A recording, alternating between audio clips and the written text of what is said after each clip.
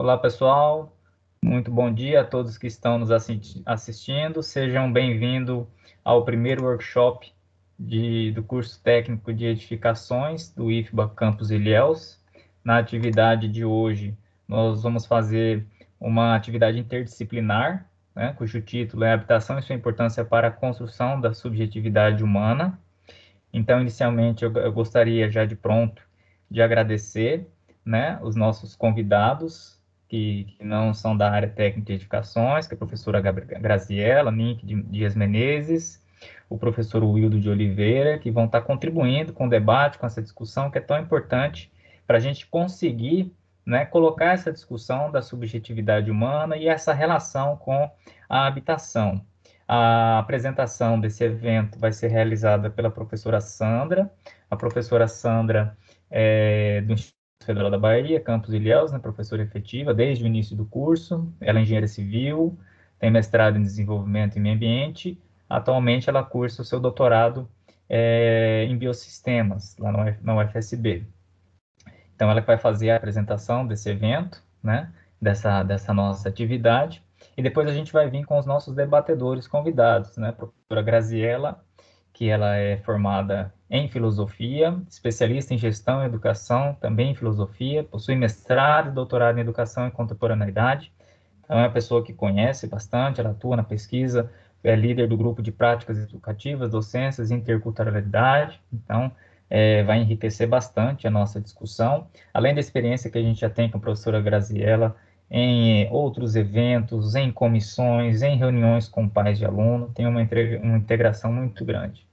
E também, né, o nosso digníssimo professor Wildo, formado em Geografia, ele possui pós-graduação em Educação de Jovens e Adultos, ele possui mestrado em Cultura, Memória e Desenvolvimento Regional, além de ser, né, da grande Ibicaraí, um celeiro de grandes professores que exportam professores para toda a Bahia. Conheço excelentes professores oriundos de Ibicaraí, né? E este que vos fala, né, engenheiro civil, também professor do Instituto Federal da Bahia, Campus Ilhéus, mestrado, doutorado e atualmente na coordenação do curso técnico em edificações, em substituição ao excelente trabalho realizado pela professora Sandra.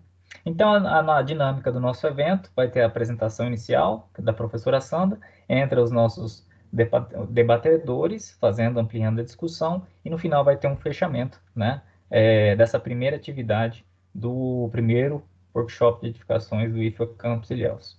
Então, agradeço novamente aos nossos participantes e vou passando a palavra aqui para a professora Sandra fazer a apresentação. Professora Sandra.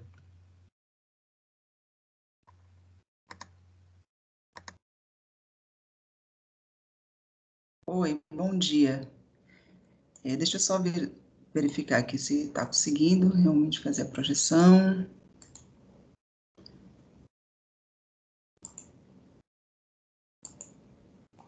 Pronto. Everton, você está visualizando a projeção em tela? Assim, Sandra. Ok. Muito obrigada, Everton, né, por passar aqui a palavra. Quero, inicialmente, agradecer a presença, né, dos colegas que estão convidados aqui hoje, pela disponibilidade, né, a Graziela e o Wildo, em participar conosco deste momento, dessa conversa, né, trazendo suas vivências, experiências e conhecimentos. Eu elaborei essa apresentação, né, em PowerPoint, na intenção de trazer alguns pontos importantes dentro dessa temática tão fascinante, né, que é a questão da discussão sobre habitação e sua importância para a construção da subjetividade humana. Eu vou iniciar, né, essa discussão trazendo um pouco sobre esse profissional, né, que é o técnico em edificações, que nós capacitamos no IFBA Campus Ilhéus dentro desse universo da construção civil, né?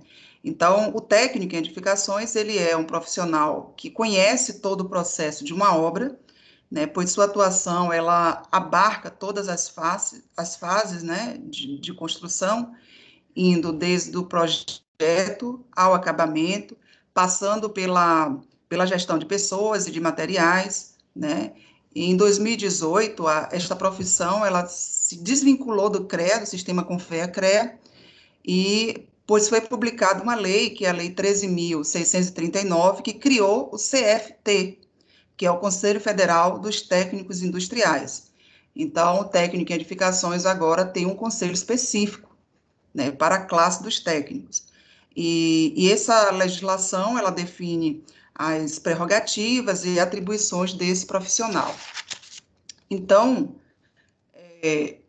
dentro desse processo de formação do técnico em edificações, existe uma possibilidade de atuação em diversas áreas, né, da construção civil, e, sendo assim, as atividades, atribuições, competências profissionais, elas estão, inicialmente, elas foram estabelecidas na resolução número 58, que foi publicada em 2019, e, posteriormente, ela foi alterada pela resolução número 108, que foi publicada em 2020. Eu fiz questão de trazer para esse momento, destacar aqui, o artigo 3º e o artigo 4º, né, da resolução número 108, para deixar claro que esses profissionais que nós formamos no IFBA Campos Ilhéus, eles possuem uma responsabilidade que é muito significativa para a sociedade, né? Então, sendo de grande relevância ainda durante esse processo de formação, né, que eles possam ter conhecimento e desenvolver até uma consciência crítica e analítica, né, sobre os impactos sociais de sua formação, né, quais são as limitações e as repercussões de seus atos dentro do universo, né, dentro do âmbito profissional. Então, isso pode evitar, né, a gente pode estar evitando possíveis danos para a sociedade e responsabilização nas mais diversas esferas, tendo em vista que a construção civil, ela afeta diretamente a vida das pessoas, né? E a ausência de um profissional habilitado, né, na condução das atividades, de projetos e execução de obras, pode ocasionar diversos problemas construtivos, né, podendo até causar acidentes, tragédias, né, acidentes fatais, tragédias, como a gente tem visto ultimamente nos noticiários. Então, essa discussão envolvendo o técnico em edificações, que é o profissional que a gente capacita dentro do curso, né, do IFBA Campus Ilhéus, e fazendo essa discussão com essa temática, né, envolvendo ele nesse conhecimento da sua responsabilidade social, eu acho que se faz muito importante. Então, iniciando aqui a discussão sobre a nossa temática, né, esse primeiro tema que é muito importante, que é a habitação, né, e a importância para a construção da subjetividade humana, eu vou trazer aqui inicialmente o conceito, uma definição de habitação. E definir habitação não é uma tarefa fácil, né? É bem complicada. Por quê? Porque o conceito de habitação, ele é bem impreciso e envolve diversas variáveis. Então, quando a gente fala em habitação, né, a gente deve levar em conta que não é só uma unidade habitacional, mas envolve também aí os aspectos de integração, né, dessa unidade, essa unidade habitacional com a trama urbana, né, além do grau de atendimento a serviços de infraestrutura e equipamento social. Então, nesse ponto, eu trago aqui a definição que foi publicada através do relatório da Organização Mundial da Saúde, publicado em 2010, que inclui 4 aspectos na definição de habitação. Então, eles incluem que a habitação, ela envolve a questão da casa, né, que significa a estrutura física, o lar, que está relacionado à estrutura econômica, social e cultural, estabelecida pela família que reside, né, naquela habitação, a questão do bairro, que inclui as ruas, lojas, igrejas, escolas, a área verde e de recreação, transporte, né, ou seja, tudo aquilo que circunda a casa, e a comunidade, né, que inclui as pessoas que moram, né, os habitantes, e trabalham e prestam serviço no bairro. Então, para falar um pouco, né, entrando ainda nessa questão da habitação e ampliando essa discussão para a gente começar a discutir um pouco sobre espaço, né, eu vou iniciar trazendo a visão da física, né, sobre o que é espaço. Então, a física, ela é a base, né, de qualquer tentativa de compreensão, né, do conceito que possa se dar à questão do espaço. Isso como lugar, né, como território ou ambiente. Então, eu trouxe aqui o conceito de espaço de acordo com Isaac Newton, né? Ele diz que espaço é um fenômeno absoluto e tridimensional, sendo por sua própria natureza sem relação com qualquer coisa que seja exterior, permanecendo sempre semelhante e imóvel. Então, no entendimento de Newton, ele traz que o espaço e o tempo são produzidos fora do ser humano, né? Então, são independentes dele e têm uma realidade objetiva e plena. E ao falar do espaço, né, a gente também tem uma outra visão, que aí a gente já vai ampliando, entrando mais nessa contextualização do que é espaço, a visão de Bonal, né, que foi um arquiteto e filósofo alemão, que estudou a relação entre o indivíduo com o espaço, no livro O Homem e o Espaço. Então, para Bonal, o espaço vivenciado é diferente do espaço vivencial. Então, nós temos o espaço vivenciado, que deve ser entendido, né, na verdade, como um espaço no sentido subjetivo, né, e deve ser tomado como uma experiência do espaço que é vivida pelo sujeito, né, e que irá interferir na sua subsistência e na compreensão de si e do mundo. Já o espaço vivencial, né, se assemelha àquele espaço que foi conceituado por Newton, né, o espaço newtoniano. É aquele espaço absoluto, né, espaço tridimensional. O espaço, quando a gente discute essa relação do espaço e entra nessa correlação, né, do sujeito e o espaço, né, o espaço ele pode ser concebido como lugar onde os sujeitos sociais constroem suas histórias de vida, né, que por sua vez inscreve-se nele. E neste sentido, nós temos também aqui, é importante trazer, né, a visão do Milton Santos, que foi um dos grandes nomes que nós tivemos da geografia, né, um baiano que atuou, né, como geógrafo, escritor, cientista, jornalista, advogado e professor, né? E aí ele traz que é inconcebível analisar o sujeito e o espaço separadamente, pois é neste vínculo que se faz a atividade do homem e a construção de histórias. Assim, o território deixa de ser forma e passa a ser usado como objeto e ações. Denomina-se de espaço humano, espaço habitado. Então, aí a gente entra na questão do lugar de pertencimento, né? Então, a casa é o lugar de onde o sujeito pode partir numa caminhada, né, em busca de sua sobrevivência e dos encontros com os outros sujeitos. Ela também é o lugar de regresso, né, de descanso. Então, isso permite ao sujeito fazer do espaço de habitação o lugar a que pertenço, né? Então, essa sensação de o lugar a que pertenço, ela remete muito àquela sensação prazerosa, né, gostosa, que a gente sente quando nós nos sentimos pertencentes a tal lugar e, ao mesmo tempo, sentimos que esse tal lugar nos pertence, né? Então, é muito prazeroso ter esse sentimento, né, de pertencimento.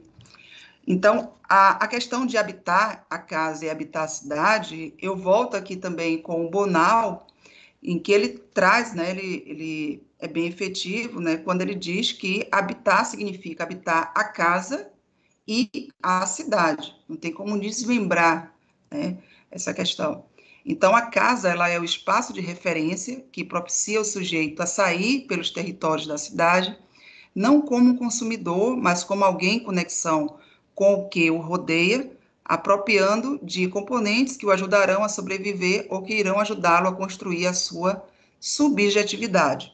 Então, a gente entra aqui agora, né, nesse momento, para discutir, para falar um pouco sobre a questão da subjetividade, e para responder, né, essa pergunta do o que é a subjetividade, eu fiz uma leitura, né, eu dei uma estudada na literatura, em diversos autores, né, e a definição, né, de subjetividade apresentada por Gonçalo Maios, né, publicado em 2004, foi a que mais me tocou, né? Então, ele traz que a subjetividade é o espaço íntimo do indivíduo, como ele instala a sua opinião ao que é dito, né, que é o mundo interno, com o qual ele se relaciona com o mundo social, que é o mundo externo, resultando tanto em marcas singulares, né, na formação do indivíduo, quanto na construção de crenças e valores compartilhados na dimensão cultural que vão construir a experiência histórica e coletiva.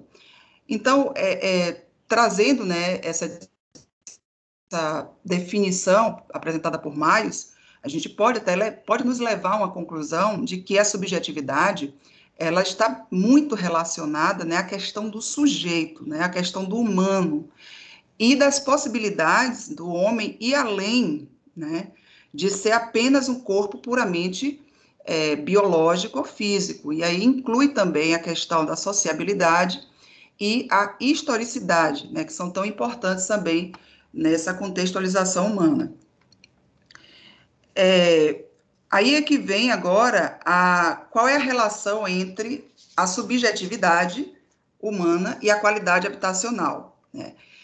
Diante desse entendimento, né, quando eu fiz essa pesquisa, esse estudo sobre subjetividade, e a gente faz essa correlação com essa pergunta, né, com o que significa, né, atrelar a subjetividade à qualidade habitacional, eu trouxe aqui também uma definição que foi apresentada pela Organização Mundial da Saúde, né, OMS, sobre qualidade de vida. Então, qualidade de vida é a percepção do indivíduo, de sua inserção na vida, no contexto da cultura e sistemas de valores nos quais ele vive e em relação aos seus objetivos, expectativas, padrões e preocupações. Então, eu fiz questão de colocar aqui essas imagens, né, essas fotos, para a gente poder gerar uma reflexão em cima do que está sendo apresentado aqui pela definição de qualidade de vida da OMS, com essa situação, né, de milhões, vivenciada por milhões de brasileiros. Então, essa definição de qualidade de vida, ela vai de encontro a essa realidade que a gente vê aqui nessas imagens, né?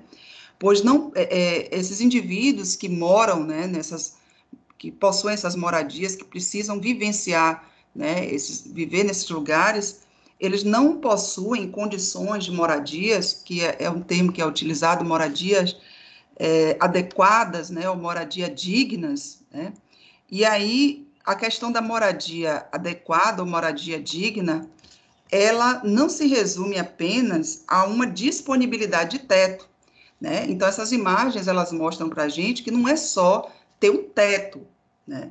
Então deve incluir aí uma condição de ocupação estável, né? Sem medo de remoção ou de ameaças, bem como acesso a serviços, né, bem públicos, infraestrutura, e a um meio ambiente equilibrado, né?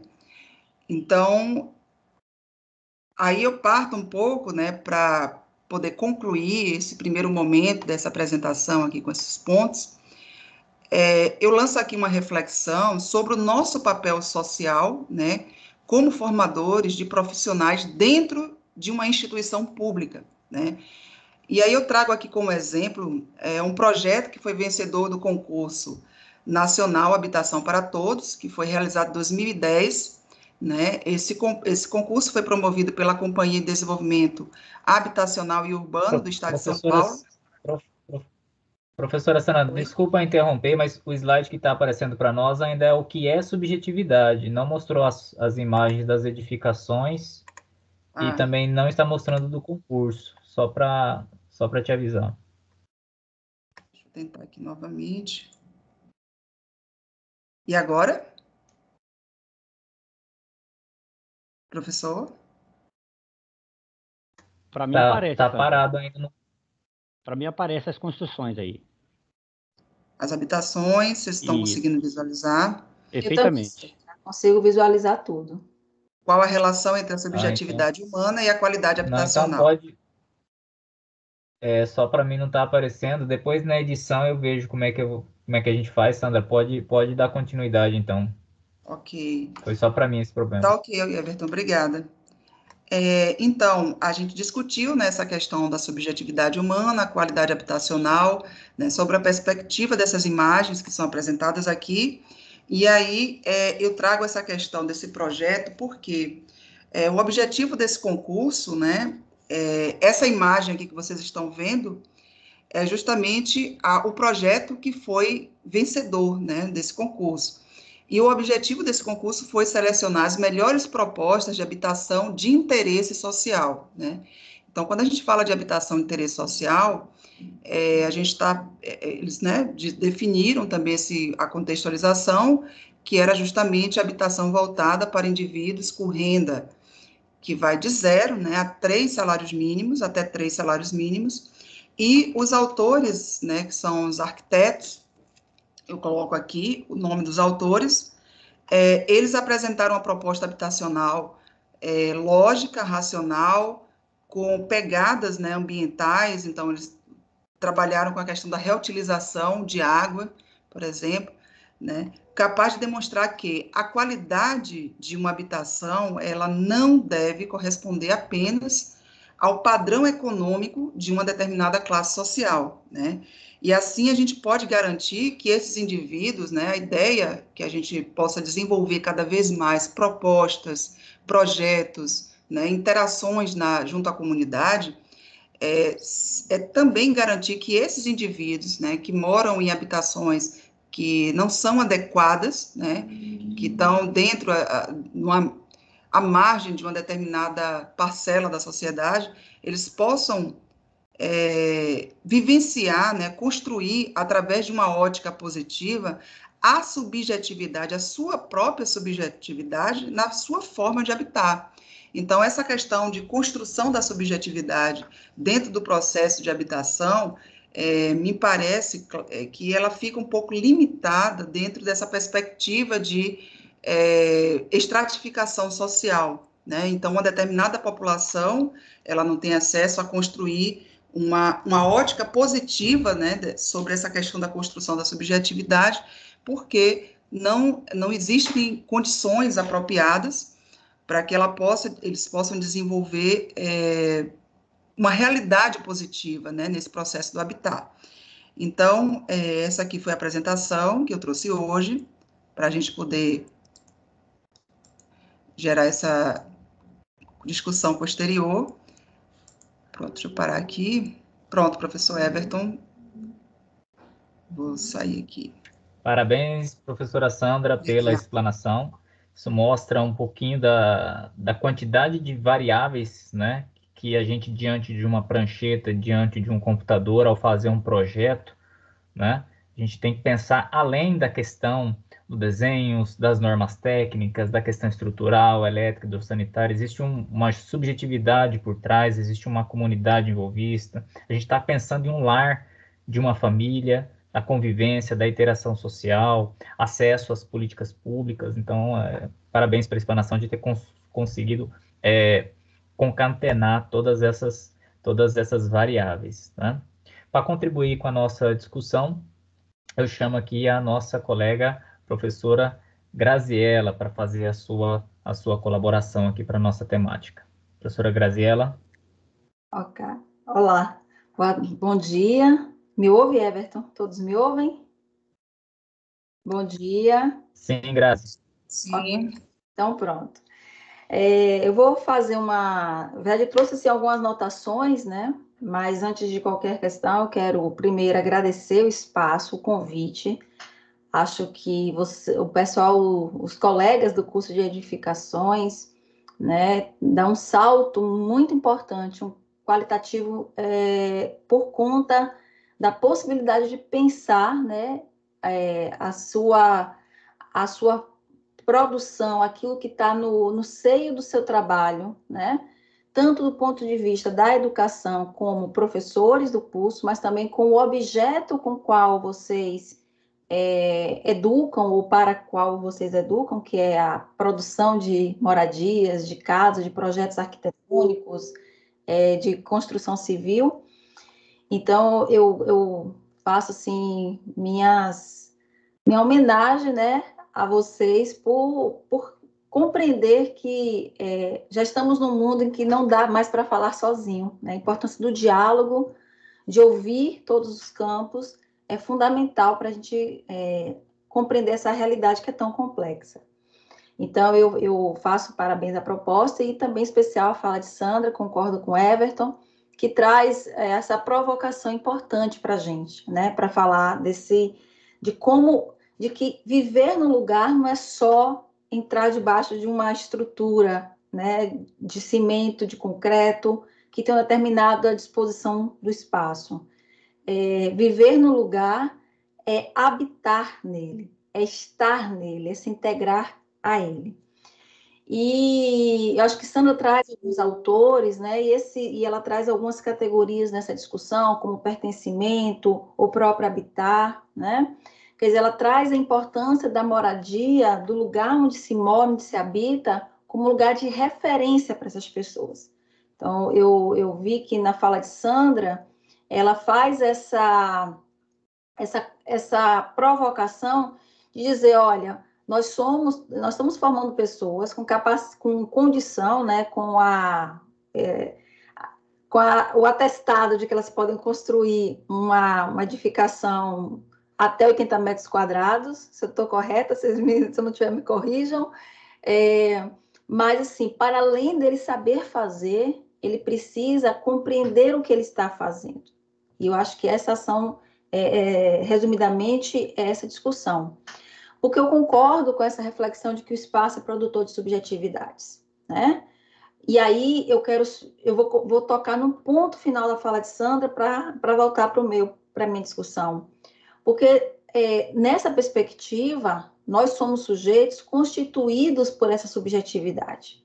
Então, a primeira questão que nos aponta é de que a gente não vai formar subjetividades, eu vou usar assim, positivas, né?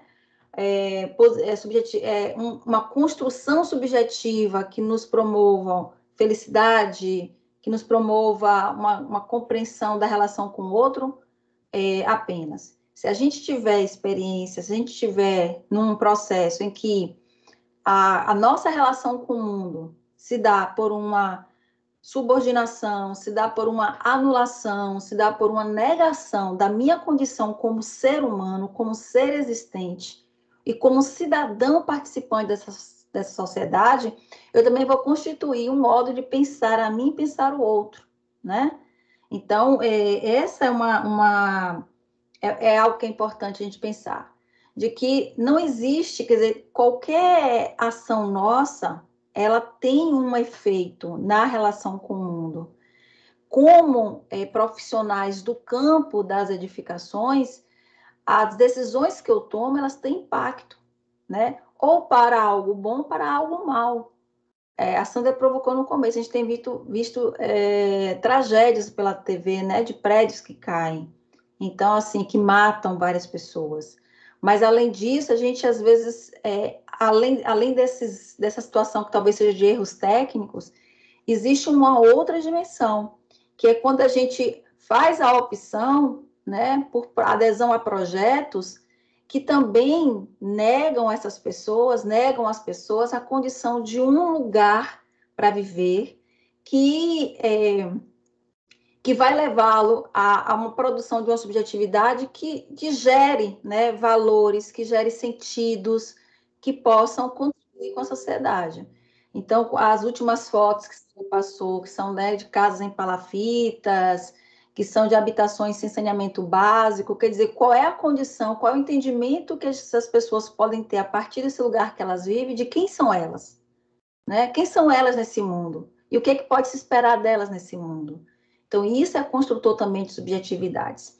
Então, eu trouxe esse pano de fundo, eu nem tinha notado isso antes da minha fala, mas acho que a Sandra me provoca a começar por aí, para dizer que o desafio é muito grande, porque toda a nossa ação ela vai ter um impacto, e aí que vem a importância de pensar o que a gente vai fazer, como é que a gente pode pensar a produção de um espaço, de uma habitação, né, de um lugar. Eu sei que esses conceitos eles transitam, eles não são a mesma coisa, mas eu vou deixar aí para o Hildo, talvez ele ajuda mais nessa parte aí, fazer essa definição, mas eu vou me ater aqui a uma outra dimensão, que é a dimensão da experiência, né? E a experiência eu vou trazer ela como uma outra categoria de análise, que não é experiência como acúmulo de coisas que eu vivi, né? Mas a experiência que eu quero trazer, a ideia de experiência, é aquilo que me toca. Experiência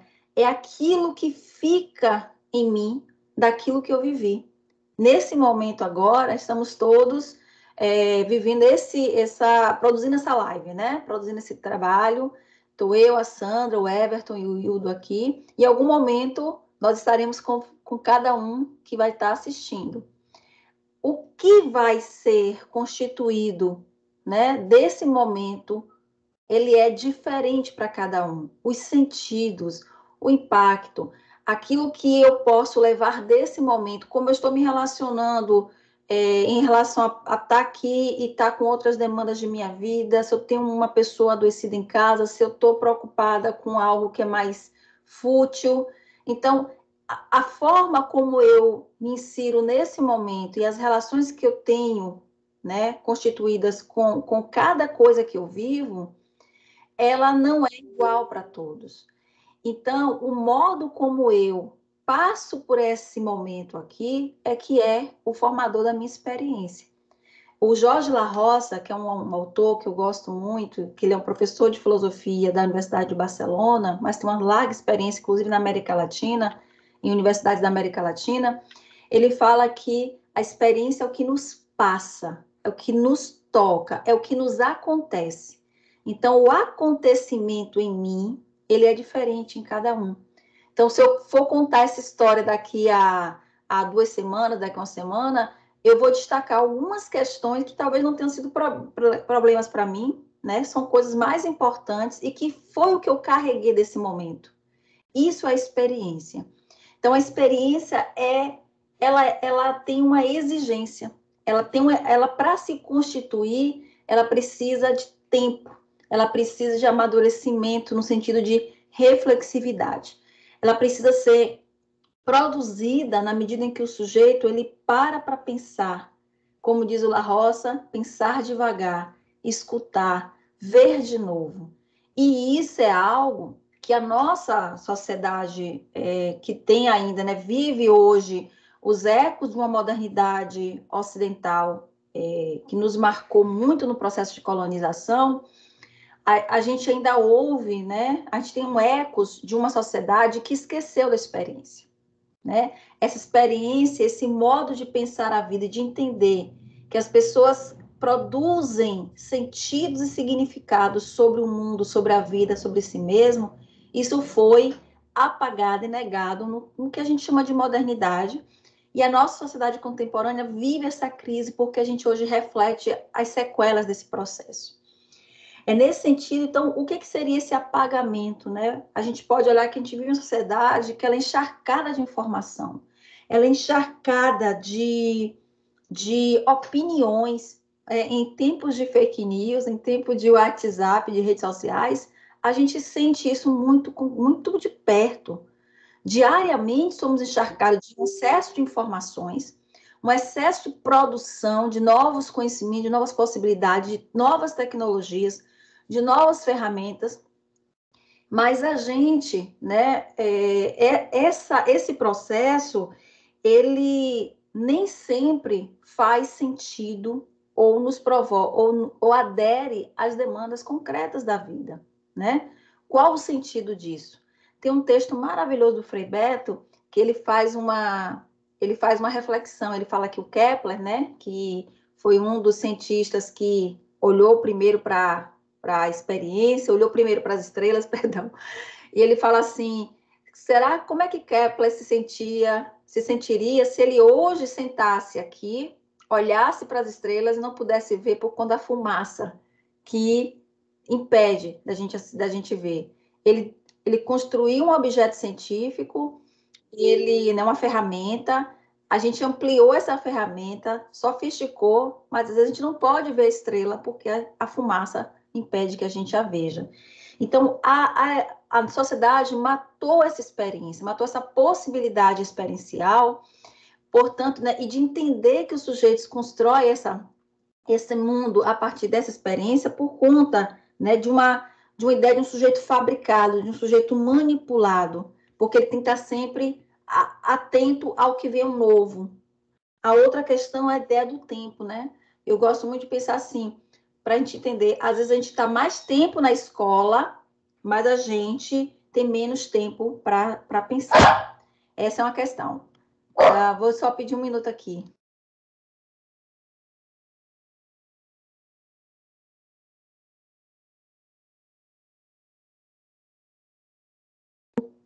Peço perdão pela intersecção, mas eu não poderia impedir que atrapalhasse nossa escuta. A outra questão importante é o próprio excesso de trabalho. E aí eu acho que tem muito a ver com o que a gente faz, porque muitas vezes nós vivemos uma sociedade em que a gente é chamada a produzir o trabalho, e o trabalho perdeu o sentido, né, de constituição do modo como a gente vai intervir na vida, intervir na natureza, intervir na vida social. Portanto, esse modelo de sociedade que nos puxa para olhar o próprio homem, a própria natureza, como coisas, como objetos. E aí, quando Sandra mostra aquelas fotos, eu fiquei aqui me perguntando, né, como é que a gente olha para o outro, olha para o ser humano, é como se aquele grupo ali fosse um grupo descartável, né? É como se eles não estivessem na conta da gente. Então, sociedade que a gente vai sendo mecanizado, robotizado, e a gente não pensa nas consequências dos modelos que a gente faz. Porque, certamente, quem está naquela palafita não teve a mão de um engenheiro, não teve a mão de um técnico, um arquiteto. Entretanto, a gente também não consegue pensar em políticas públicas que incluem, que entenda que aquelas pessoas ali, elas estão se constituindo como pessoas. Então, à medida que a gente não contribui com a sociedade melhor, com possibilidade de habitações que possam agregar as pessoas em sua veia comunitária, como que a gente, de alguma forma, contribui para aquela realidade se manter. Enfim, então, é uma sociedade que tem muitos dispositivos de controle, como diz o Michel Foucault, né? Ele tem muitos dispositivos de controle que tentam atomizar os sujeitos. E aí é que, para mim, essa discussão toda, eu queria colocar, na verdade, duas perguntas para a gente pensar. Uma, eu fico imaginando quando a gente contrata um arquiteto, quando a gente contrata um engenheiro, normalmente ou a gente tem uma casa para reformar ou um terreno, né? E quando Sandra diz, olha, se o espaço é um lugar que tem pertencimento, que a gente precisa se pertencer e pertencer a ele, eu fico pensando como é que a imaginação, a criatividade, as possibilidades que esse profissional pode produzir, pode pensar para aquele local, como é que isso vai se dar se esse sujeito, né, ele não tem experiências, e a experiência no sentido de algo refletido, algo construído a partir desse movimento de olhar para o que é importante para você, se ele não tem essas experiências constituídas no seu próprio processo formativo.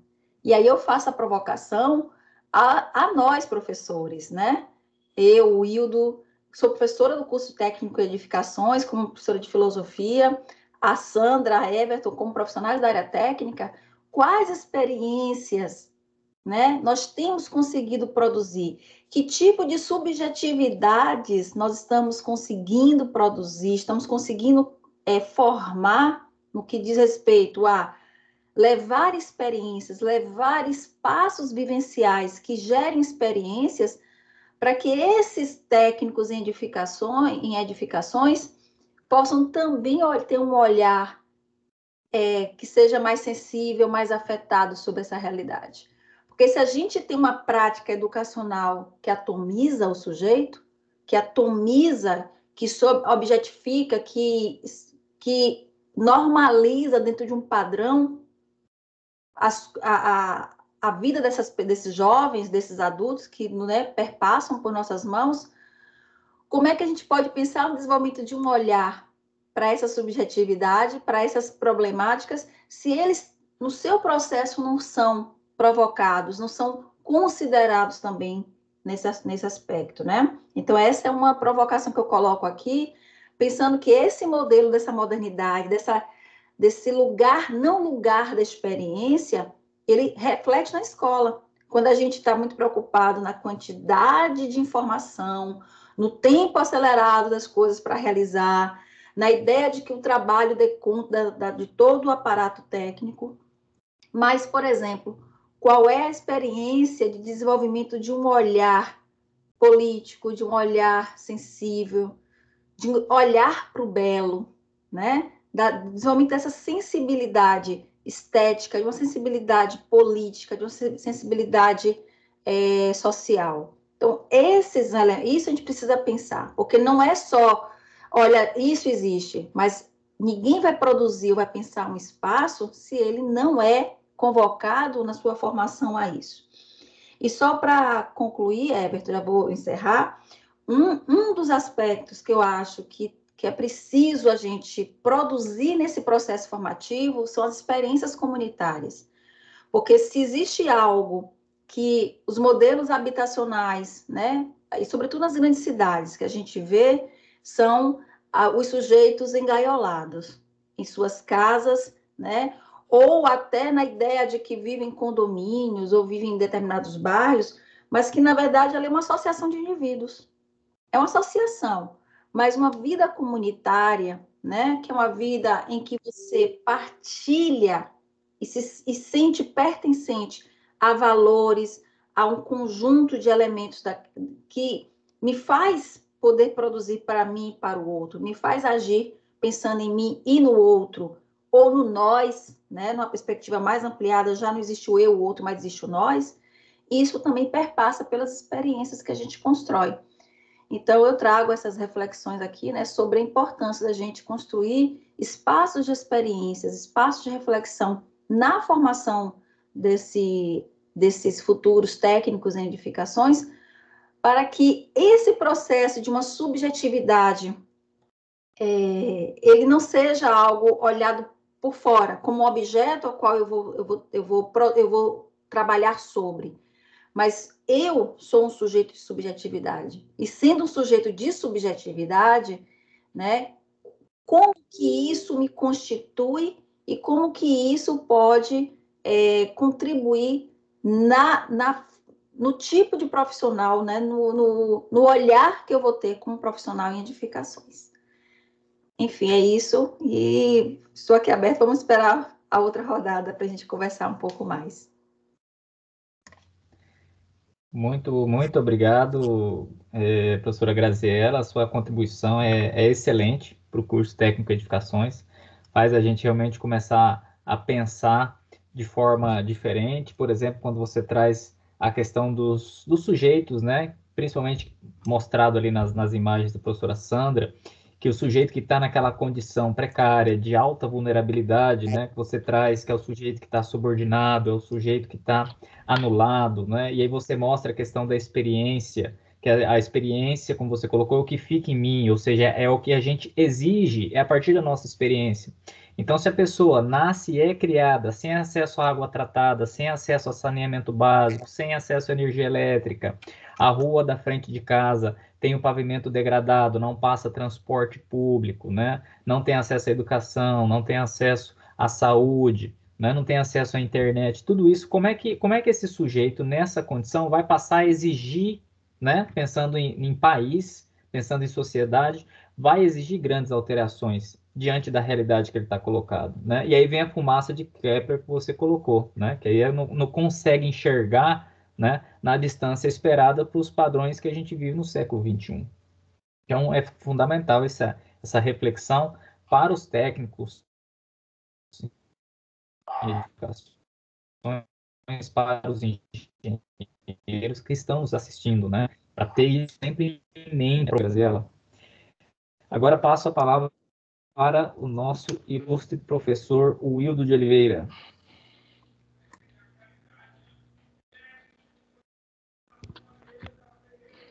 Bom dia, Everton. Bom dia, professora Sandra. Bom dia, Grazi. Um agradecimento, né, um tanto que assim elogiado pela em estar participando aqui junto com vocês dessa discussão, depois belas falas aí da professora Sandra nessa apresentação aí, e também na apresentação agora de Grazi, um show de apresentação, Grazi, eu me sinto até lisonjeado também estar junto com você nessa discussão. Mas quando a gente tratou desse tema, né, a importância, a habitação como importância para a construção dessa subjetividade, eu falei, Sandra, 15 minutos para mim é pouco. Me dê 15 horas. Não, Wilder, é só uma discussão leve, uma discussão que a gente possa atender essa interdisciplinaridade, né? Nesse contexto assim, de que o profissional, o técnico de edificações, possa entender essa discussão subjetiva do processo e até onde a gente pode, né, conectar as disciplinas de humanas com as disciplinas técnicas, ou no nosso caso aqui, as disciplinas técnicas com a geografia e a filosofia. Então, eu fiz um recorte de uma discussão um tanto que muito particular assim, da geografia humanista, né? Da geografia humanista. Por quê? Porque eu quero trazer uma discussão assim, muito assim, presa, muito concentrada, no que possa ser assim, essa questão desse pertencimento. Até onde vai esse pertencimento e até onde o profissional, né, o técnico de edificações, o próprio engenheiro civil saiba conduzir esse processo, sabe entender esse processo, sabe entender toda essa celeuma, esses dilemas que está entre o indivíduo e o seu lugar de apropriação, né, o seu lugar habitado, o seu lugar individualizado, o lugar do seu cotidiano. Então, eu trouxe mais ou menos uma parte dessa discussão.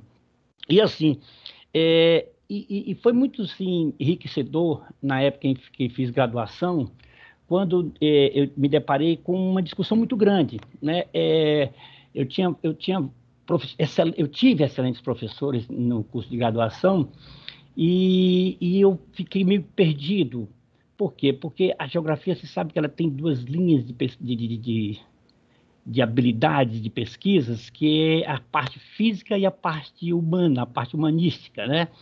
E a professora Clarice Oliveira, excelente professora, uma excelente mestra, hoje aposentada da UESC, ela me disse o seguinte: Wildo, estude a geomorfologia, estude a pedologia, estude a climatologia, estude a geologia, mas nunca deixe de ser humanista, nunca deixe de ser humano, né? Não esqueça que nós estudamos o indivíduo e a produção do seu espaço. O indivíduo é o processo, é o sujeito, né? É o sujeito do espaço. Então, nunca deixe de ser humanista. E eu juro para vocês que eu fiquei assim, né, encantado muito com essas palavras da professora Clarice, mas muito desejado a estudar a questão física do processo, né, da construção, né, não muito preso a esse processo, mas tendencioso, digamos assim. Então, e quando nós estudamos ali, no quarto semestre, na minha época era o quarto semestre, nós estudamos geografia humana, né, concepções, análises, categorias, né, e aí fizemos grandes debates, grandes diálogos ali com Milton Santos, com Reisbart, estudamos também Bonal, Sandra, estudávamos sobre Bonal também, Claval, entre outros grandes pesquisadores, né, e outros grandes geógrafos também. Me chamou muita atenção, né? E eu procurei ler os dois livros da época, né? Que foi o Yves Tuan. O Yves Tuan é um geógrafo sino-americano, ele nasceu em Taijin, na China, e ele digamos assim, foi o primeiro geógrafo humanista, eu entendo assim, na minha concepção de análise, eu entendo como o primeiro geógrafo humanista que foi entender essa relação de pertencimento, né? No seu livro de Topofilia, um estudo de percepção, atividades e valores do meio ambiente. Então, o Yves Tuan foi entender como é que isso se dá, como é que isso se materializa, como é que isso se propaga, se ramifica, o quanto a pessoa ela está tão vinculada àquela apropriação daquele espaço e que ela chega até ser transcendental aquilo, né? E o Yves Tuan, do livro Topofilia, Topos, lugar, filos, amor, amizade, afetividade. Então, o Yves Tuan, ele fala que o ser humano, ele chega a extrapolar até a sua própria vida e querer defender na memória da sua internalização ali, aquele lugar, né? Então, o que ele diz que é a topofilia? É o elo afetivo entre a pessoa e o lugar, ou o ambiente físico, né? Difuso como conceito vivido e concreto com experiência pessoal. Nessa relação, distingue-se diferentes tipos de experiências ambientais, né, com essas relações topofilíticas, em que a familiaridade e a afeição, elas são percebidas. Então, uma outra passagem interessante dessa questão da topofilia, desse pertencimento, é quando ele transcende até o próprio sujeito, né, quando ele se materializa até o próprio sujeito, extrapola até o próprio sujeito. E aí eu tenho um trecho interessante do Craval, que ele fala o seguinte: a paisagem apresenta um imenso universo de significado, pois cada sujeito impregna nela a sua história, o seu desenho, a sua lembrança. E essa multiplicidade de interpretações que a paisagem abarca transporta o homem a um sentido transcendental, o que leva a relembrar sua vida, sendo uma lógica de comunicação simbólica que explica o desenvolvimento de sentimentos de pertencimento, né? Então, quem nunca passou em uma rua, em uma praça, e relembrou de alguma cena, né, que o fez sorrir, que o fez chorar, né? Quem nunca trilhou em algum local daquele bairro seu, que marcou a sua memória, que marcou sua historicidade, né? Quem nunca sentiu isso, né? Quem nunca sentiu isso, né? Então, a pessoa que se apropria do seu espaço, e aí do seu espaço local, aí eu digo casa, né? O lugar habitado, e o lugar transitado, como a professora Sandra colocou muito bem ali a questão do lugar habitação, do lugar cidade, né? Então, o Craval, ele descreve isso muito bem, né? Ele descreve muito bem. Então, quando a gente começa a discutir essa situação, aí que eu trouxe, né? Eu conectei essa discussão inicial aqui de pertencimento, tanto do Iftuan como do Craval, para a questão do técnico de edificações, do engenheiro civil. Como é que ele vai lidar com isso? Como é que ele vai se apropriar desses conceitos, participar desse processo, né? Dessa discussão, dessa celeuma, e saber conduzir esse processo? E é isso que está em jogo. Por exemplo, me marcou muito na minha vida de adolescente uma novela global chamada Terra Sem Fogo. E o que foi essa novela? O que essa novela me marcou? Por que essa novela me marcou até hoje? Ela foi em 1974. Eu era adolescente, assistia essa novela ao lado do meu pai e da minha mãe, e a atriz Ioná Magalhães, na cidade, queriam construir uma represa para abastecimento, para fazer, se não me falha a memória agora, uma hidrelétrica, né? E a atriz Ioná Magalhães, ela disse que dali ela não sairia, porque o bisavô foi terra do tataravô, foi terra do bisavô, foi terra do avô, e dali ela não sairia. E ela fica de Cócoras, né, num local ali no centro da cidade, no centro da sua vila ali, né?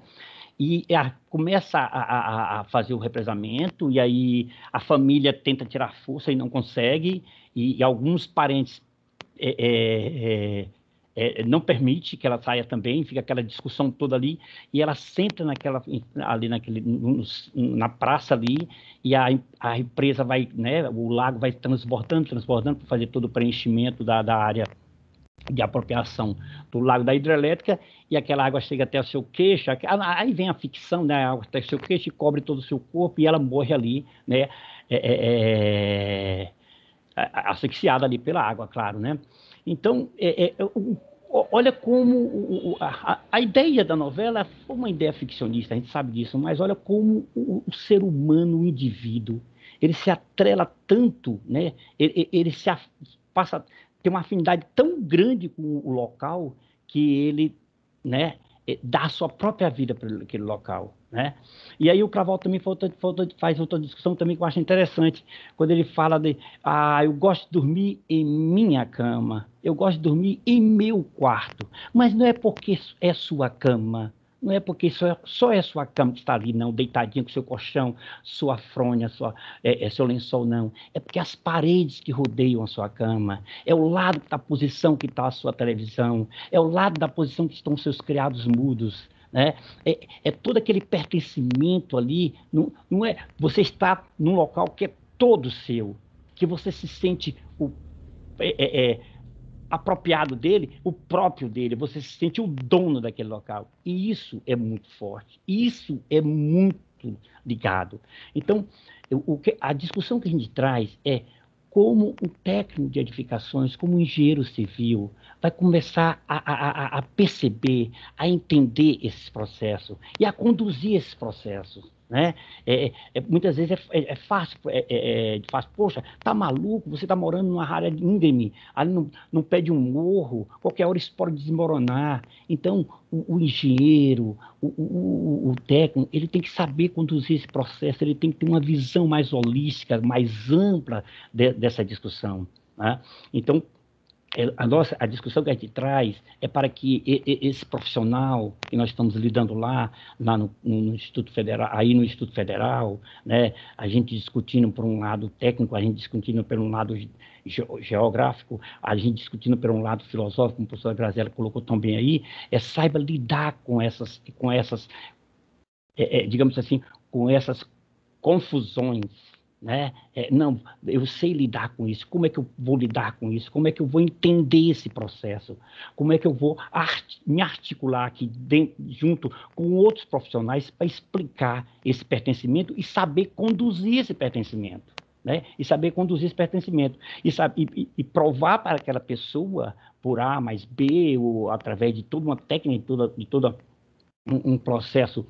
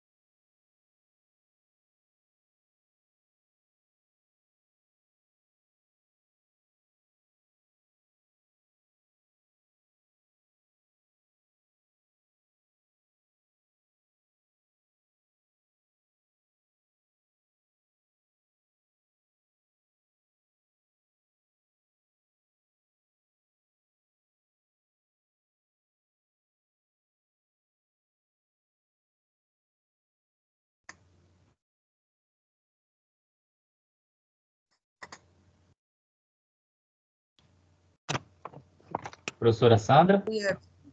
Isso, travou, né? A gente, aqui, vamos admitir o Hildo. Deu um travamento aí. Professor Wildo? Eu estou ouvindo você. Professora Grazi voltou. Pode concluir, professor Wildo. Beleza, eu já estava concluindo já. Ele travou um pouquinho, mas foi o Teams, que minha internet ficou normal aqui, viu? Minha internet estava normal aqui, eu acho que foi o Teams que travou aí, viu? Pode ser, está com alguma instabilidade. Mas pode concluir, Wildo. Lá na edição a gente... Beleza. Então, só para concluir a minha fala, eu acho que nós estamos... foi um pontapé muito importante, Everton, professora Sandra, trazer, assim, a discussão da área de humanas para a questão técnica, né? E a gente poder contribuir, né? Dentro de uma visão filosófica, dentro de uma visão geográfica, essa discussão, né? Trazer para que a gente possa... E ampliar, Everton, e ampliar. Eu lembro muito bem, há uns 4 anos atrás, numa reunião aí geral, a professora Sandra falou bem assim, nós precisamos mais nos se conectarmos, né? Acho que a professora Sandra lembra bem disso. E eu fiquei olhando assim, falei, poxa, como é que a gente vai se conectar? E foi a partir daí que eu levantei minha mão e comecei a participar de um grupo também de edificações, e a gente tem procurado melhorar mais como profissional, né? Procurado estar mais próximo dessas técnicas e poder contribuir com vocês e ajudar no que for possível. Muito obrigado a todos aí. A gente que agradece, professor Wildo, contribuição fantástica com seu trabalho. Você que faz parte do conselho do curso de edificações, você que atua, acho que em todas as turmas de edificações, já orientou trabalho de conclusão de curso de edificações, então sua contribuição é muito relevante. E uma questão fundamental que você traz é a questão da desapropriação, né? Você citou um exemplo lá dos anos 70, mas que infelizmente ainda é tão presente e afeta tão diretamente na temática da nossa atividade interdisciplinar. Só a título de exemplo, a gente teve problema na obra, por exemplo, da construção do anel viário de Porto Seguro. A obra ficou parada um tempão por problema de desapropriação. A construção da ponte, né, centro-sul de Ilhéus, a primeira ponte estaiada da Bahia, também teve questões de problema com desapropriação. A gente está vendo aí o projeto de implementação da duplicação da BR-415, a rodovia Ilhéus-Itabuna, e aparentemente a questão da desapropriação também não está sendo tão bem cuidada. Então, é importante levar isso para os nossos alunos, né? Além de fazer sondagem de terreno, além de fazer projeto plano altimétrico de topografia do terreno, além de analisar questões hidrológicas, né? No caso de pontes, questões de solo, questões de geomorfologia, enfim, é muito importante trazer junto a questão da desapropriação. O que vai ser feito com essas comunidades que estão ali naquele local onde vai ser implementado? Como é que vai ser esse processo de transição? Enfim, tem que ter um outro projeto, né, tão importante quanto para ter essa desapropriação. Então, esse tema é muito importante e foi muito bom você ter trazido para essa nossa discussão a questão da desapropriação.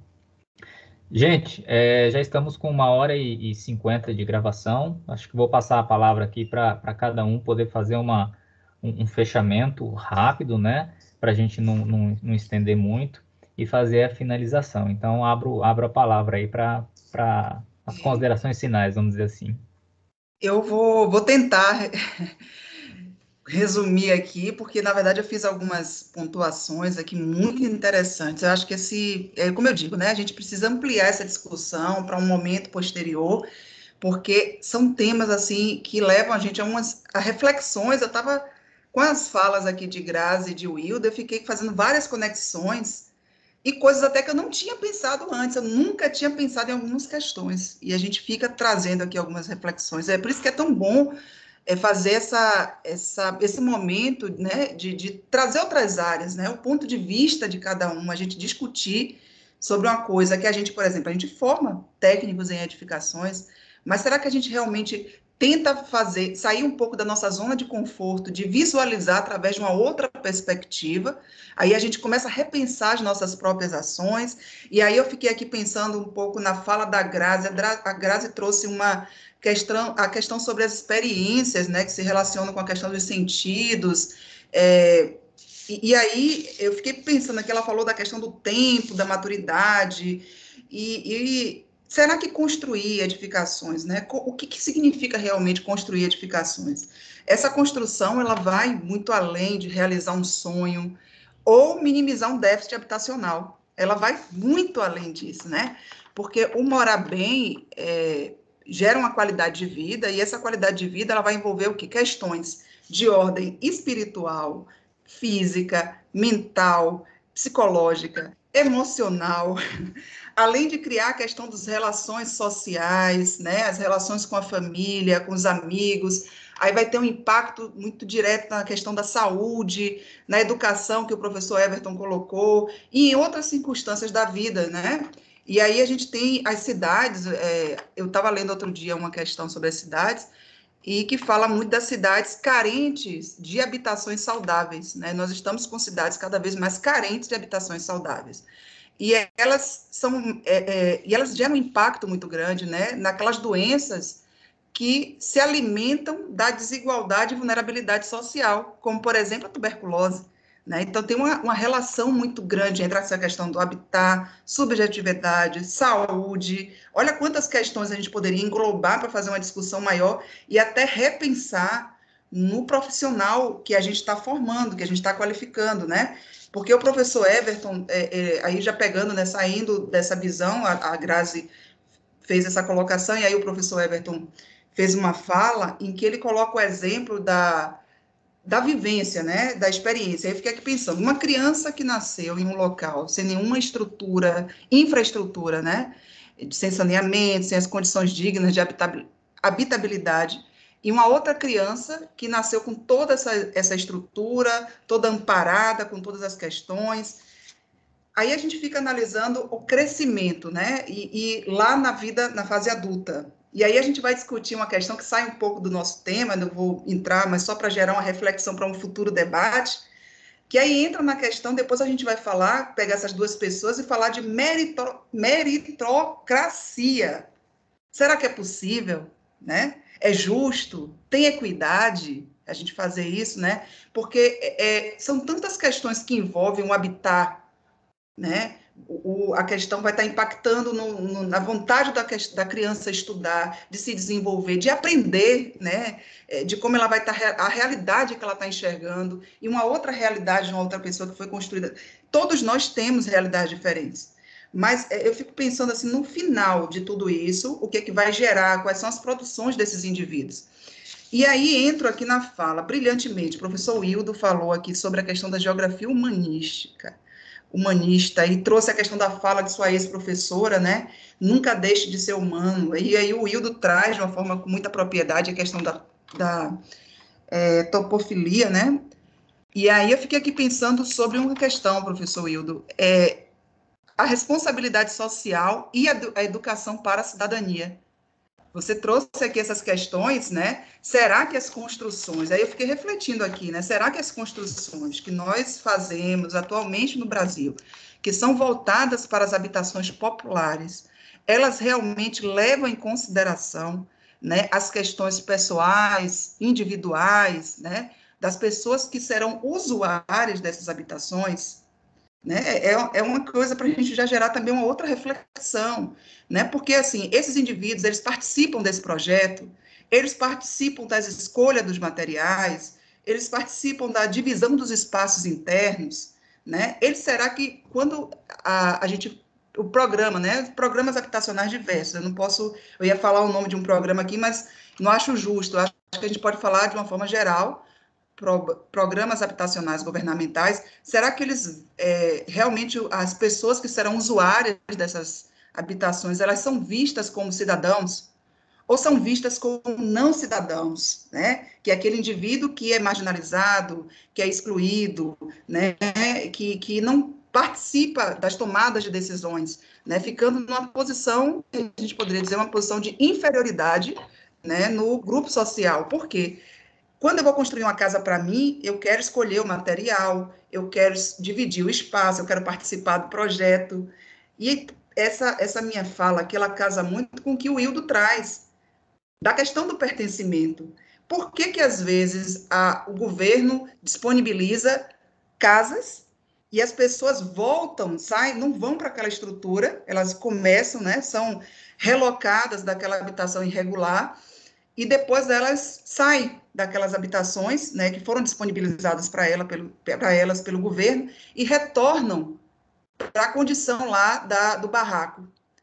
Será que é tão simples assim, simplesmente construir uma casa e tirar a pessoa, né, de um local em que ela já vivenciou por 20, 30, 40 anos, e relocar essa pessoa para uma outra casa, né, em que ela não participou da construção, ela não participou do projeto, ela não verificou, realmente atende às necessidades dela, não só necessidades do déficit habitacional, mas necessidades que vão além da questão física. Eu acho que eu vou ficar por aqui para não me alongar muito e permitir, né, que os colegas possam também trazer suas falas, mas eu acho que esse momento foi muito importante para a gente, acho que para a gente refletir, né, os nossos alunos, nós, professores também, eu acho que principalmente da área técnica, porque a gente pode desenvolver também projetos que possam agir, atuar de uma forma bem efetiva, né? Posteriormente a gente pode estar trabalhando com isso, junto a grupos, né, da sociedade, a habitações populares, inclusive meu projeto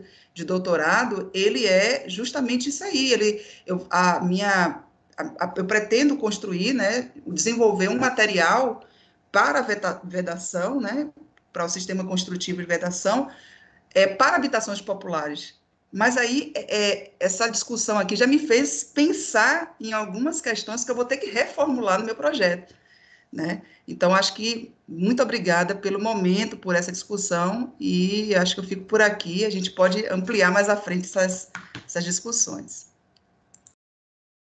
E bem, considerando que são as falas finais, né, eu já quero fazer o agradecimento por participar, acho que também a gente dialogar e trocar informação, trocar saber, trocar conhecimento é sempre importante. Então, também eu aprendi bastante, eu acho que a gente, como a Sandra falou, a gente olha de novo porque a gente produziu, né, e repensa a partir do olhar do outro.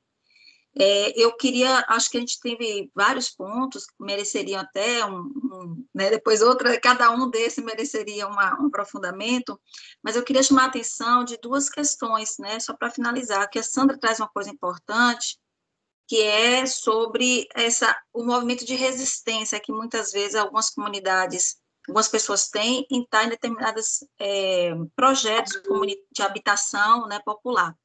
E aí, Everton, eu vou cruzar isso com uma outra fala, um comentário que o Everton falou, sobre o que esperar, mais ou menos isso, né? Essas pessoas que acabam não tendo a seguridade de seus direitos sociais garantidos, como que isso pode ter um impacto na produção dessas pessoas, na construção dessas pessoas. Isso é um fato. Mas é importante pensar que existe essa dimensão da resistência, né? Então, assim, quando uma pessoa se nega a estar num espaço desse, que é encaixotado, aquelas casinhas todas programadas, como Sandra falou, onde você não personifica, onde você não consegue dar sua não é o individualismo, mas a individuação, a sua condição, o seu modo de olhar para aquele lugar, de se sentir que ele faz parte de você e que ele atende a seu modo de viver, você recusa. São formas de resistência. São formas que essas pessoas também têm de dizer, porque elas também são... a subjetividade não é feita só pelo espaço em que se habita, né? Está nas relações que se constrói com as pessoas. Então, essas resistências precisam ser escutadas. Essas resistências precisam ser ouvidas por todos nós, de todos os campos profissionais, e no caso aqui, pelos profissionais de edificação.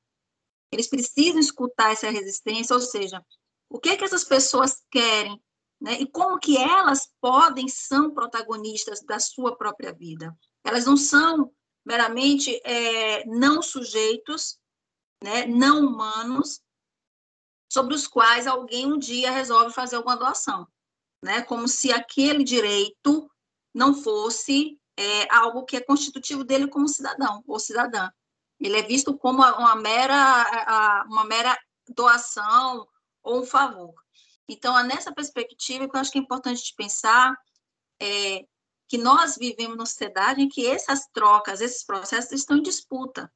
Não está dado. A gente sabe, quando a gente fala que a sociedade moderna, ela colonizou, essa mentalidade moderna nos colonizou, mas também aqui nós resistimos, né, com as nossas lutas, dos nossos ancestrais, as lutas dos povos originários, a luta dos povos que foram escravizados. Nós resistimos e produzimos conhecimento, produzimos formas de viver. Então, quando eu falei da comunidade, eu acho que isso é um fator importante. Muitas vezes essas moradias tentam atomizar esses sujeitos, tentam fazê-los sair desse espaço comunitário, que pode ser precário, mas é um espaço de experiência, um espaço de discussão, um espaço de vivência, né? E que muitas vezes num espaço todo programado, ele é atomizado. Você vai viver assim. O transporte público aqui só passa em tantas e tantas horas, então você só pode montar o seu trabalho nessa forma. De repente, você faz um condomínio desses populares em um lugar que você não tem comércio, então você é obrigado a mudar a sua rotina de, por exemplo, de compra, de tudo, porque você mora num lugar que agora você não tem comércio, você não tem transporte, você não tem escola. Então, essas questões todas, elas implicam no modo como o sujeito vai conduzir a própria vida. E esses processos, né, a gente não fica atônito, nós não somos passivos diante disso. Nós somos todas as pessoas, elas vão também produzir resistências. Eu acho que é importante a gente olhar para esses gritos, para essas falas. O não aceitar no condomínio, eu não estou aceitando o quê? Eu não estou aceitando uma moradia dentro do quarto. água, teto, né? Uma certa segurança, ou eu não estou aceitando ser coisificado, ser anulado, né? Porque essa questão do modo como eu interpreto o lugar em que eu vivo, como eu sou tratado, também significa que eu não exijo só ser mais uma peça nesse jogo, nessa roda. Eu quero algo para além disso. Eu quero ser pessoa, eu quero ser sujeito, eu quero ser alguém que tenha seus valores, né? Sua liberdade, seu jeito de ser e viver considerado nesse processo. Então, acho que isso é muito importante pensar, né, nessa questão. E aí eu fiz a provocação inicial e deixo ela, né, no final. Como que a gente pode colaborar na formação de técnicos que possam constituir, para além de um saber técnico, que é importante, eu acho que, né, tem que ser pessoas com capacidade de realmente fazer um trabalho, ter responsabilidade com o que faz, mas que sejam capazes de pensar que, é como a Sandra falou lindamente, né, não é só casa, não é só a moradia, não é só aquisição de algo material, mas é a construção de um espaço, de um lugar que ele é habitado, que ele é produzido pelas relações humanas que vão se dar ali. E isso eu acho fundamental.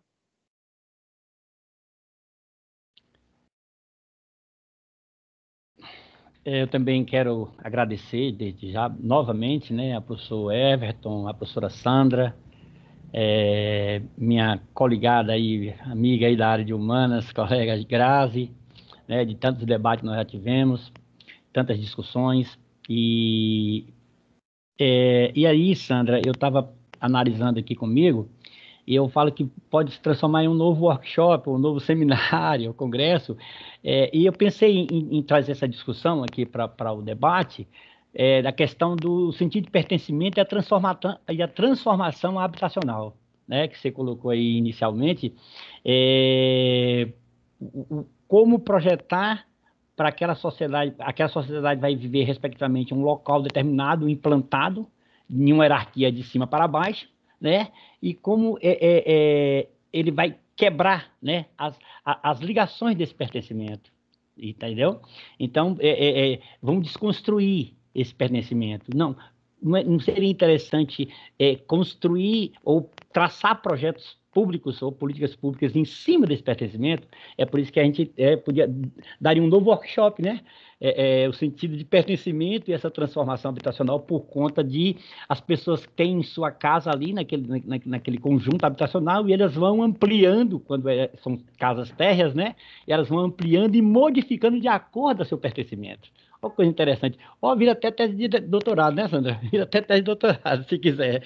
Então, como Grazi colocou aí, né, perfeitamente, Grazi, é interessante a gente saber como que a gente vai lidar com esse profissional, né? E eu acho que é a partir dessas discussões aqui que nós estamos tratando e traçando, que nós vamos chegar a colaborar para a formação de um profissional, né, como eu disse na minha fala, mais holístico, mais engajado nesse processo, né?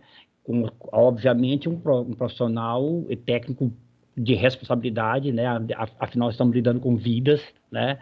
Eu fico assim, transtornado quando eu vejo, edifício tal caiu, prédio tal caiu e tal, agora, né, lá em Miami, antes em São Paulo ali. Então, a gente sabe da grande importância, né, isso, né, do profissional técnico, mas desse profissional mais humanista, né, que a gente traz essa discussão aqui. Então, que novos workshops venham, né, para a gente fazer belos debates aqui, trazer pessoas também de outras áreas, né, da questão da história, né, muito interessante a questão da historicidade dos lugares, né, da multifacetação dos espaços, né, para a gente discutir aqui. Eu acho isso fantástico, e eu queria só agradecer a vocês.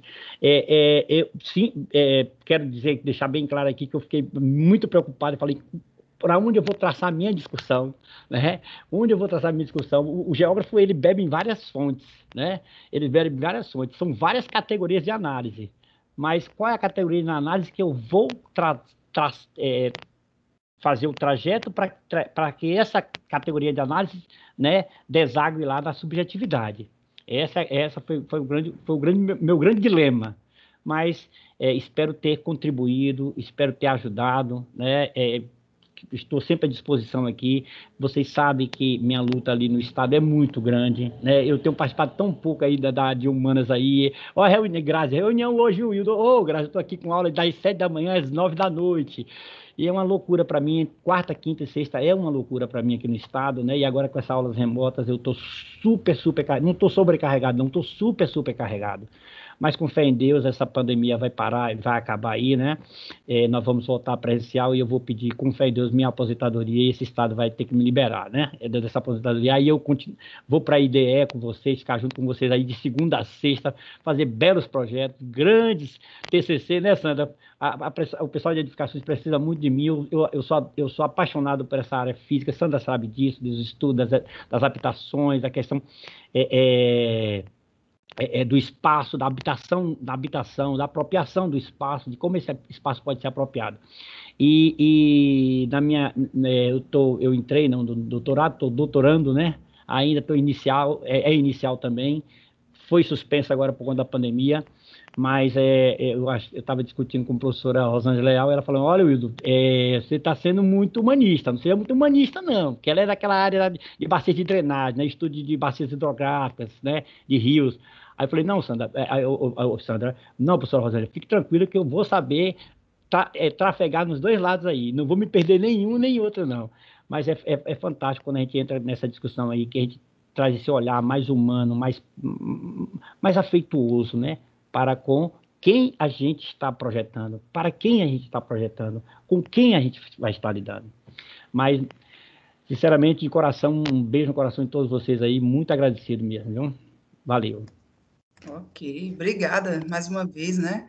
Vou passar, viu, Everton? Só para fechar mesmo, Everton, rapidinho. O professor Everton já está preocupado mesmo com o tempo, é porque eu sabia que a gente não ia conseguir realmente fechar em 1 hora, porque é muito instigante, é muito interessante essas temáticas, mas eu queria só fazer aqui um fechamento mesmo, né?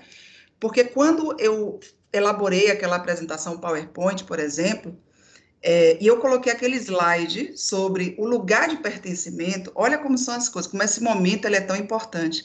Eu tinha uma visão em que, quando a gente fazia um projeto como aquele que eu apresento no final, né, um projeto bonito, com arruamento, com um sistema com toda a infraestrutura, né, captação de água da chuva, com várias questões, tal, eu estava me referindo àquela sensação prazerosa de, eu me pertenço a esse lugar, a uma habitação de qualidade. Olha só a situação. E aí veio a fala da Grazi e do Wildo, e aí já embolou minha mente toda, porque eu já mudei completamente a minha forma de pensar, né? Então, nem sempre, aí volta aí a questão, acho que a Grazi chegou a tocar nesse assunto, essa questão do pertencimento, ela vai muito além de você ter uma habitação boa de qualidade, né? Às vezes o cidadão está num barraco, mas ele tem tanta sensação de pertencimento, é tão gostoso para ele. Não, claro, tem toda a dificuldade, problemas de saúde, vários outros problemas, mas quando a gente fala dessa questão do pertencimento... Desculpa, que não deve ser negligenciada, né? Não deve, de forma alguma. Não é gostar de estar naquelas condições. Não é, de forma alguma. Mas aí fala, o Wildo agora no finalzinho, ele falou algo muito interessante. Por que não repensar, né? Na verdade, a gente projetar a partir desse lugar de pertencimento, né? E não simplesmente pegar o indivíduo e relocar esse indivíduo para um quantitativo habitacional, para um local longe de tudo, de todos, sem nenhum tipo de estrutura, sem poder estudar, né? Nós tivemos casos como eu lidei por muitos anos com o pessoal do subsequente, eu tinha alunos do subsequente que eu tinha que liberar meia hora antes, por causa do transporte único que ele tinha, que se perdesse aquele, né? A aula terminava às 10 horas, eu tinha que liberar até umas 9h20, 9h30, porque ele tinha que pegar o ônibus que passava no instituto para ele poder chegar em casa, senão o ônibus próximo só depois das 11 horas, que era o último.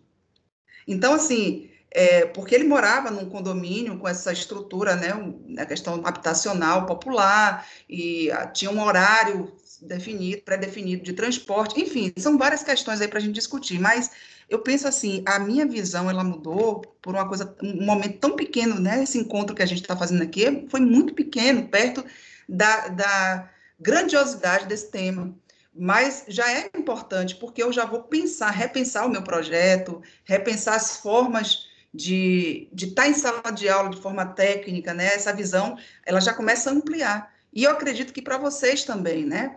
Porque o Hildo participou com a gente fazendo um projeto, né? Acho que foram 2, né? O Hildo 3. Lembro, 2 isso. Ele orientou monografias, e por que não a gente começar, aí, Everton, vamos aproveitar o momento, e já convidar os colegas das outras áreas, porque a gente tem uma sobrecarga na área técnica muito grande, a gente atribui para a gente pega, né, todo esse universo de TCC, orientação, além de toda a demanda, a gente ainda tem essa questão de ter essa sobrecarga de orientações de TCC. Mas por que não pegar uma orientação de TCC na área de humanas também, voltada para a questão da habitação, das edificações, que é o foco da nossa formação, e a gente diluir um pouco, né? Sair de concentrar sempre na área técnica, mas trabalhar outras áreas também, né? Fazer com que aqueles alunos, eles possam, a gente permitir que esses alunos, eles tenham acesso às outras áreas de conhecimento, trazendo a formação profissional dele através da perspectiva da filosofia, da sociologia, da geografia, da história, né? Da biologia, enfim, da matemática, física, química, todas as outras áreas. Eu acho que é um momento que a gente pode repensar também isso. Pronto, agora é concluir mesmo, Everton. Infelizmente eu estou com essa missão de mediador, eu sou o chato, né? Mas de maneira geral, pessoal, eu acho que nós além de alcançar os objetivos, acho que nós extrapolamos o objetivo aqui da atividade interdisciplinar, muitas questões super interessantes, e fiquei pensando na sua professora, Wildo, que há tantos anos te passou essa questão do pensar, né, um pouco mais humano. De repente, daqui a alguns anos, com os nossos alunos egressos em posição de estar junto com os gestores públicos, de repente eles lembrem, olha, teve uma atividade lá onde juntaram professores de humanas e o pessoal da área técnica e fez, de repente, pode influenciar a tomada de decisão lá do gestor público esse momento que a gente está tão rico de tantas discussões, tantas portas que podem se abrir. Então, fantástico, só tenho a agradecer. Acho que a gente cumpre muito bem o nosso papel enquanto Instituto Federal da Bahia, né, aqui na região do sul da Bahia, com o Campus Ilhéus, e só tenho a agradecer a participação de vocês, né, caso ninguém tenha mais nenhum comentário, alguma finalização, aí eu vou dando os encerramentos. Então, muito obrigado a todos e um excelente dia para todo mundo. Tchau, tchau. Tchau, tchau. Até mais. Tchau, gente. Um prazer. Até outro dia.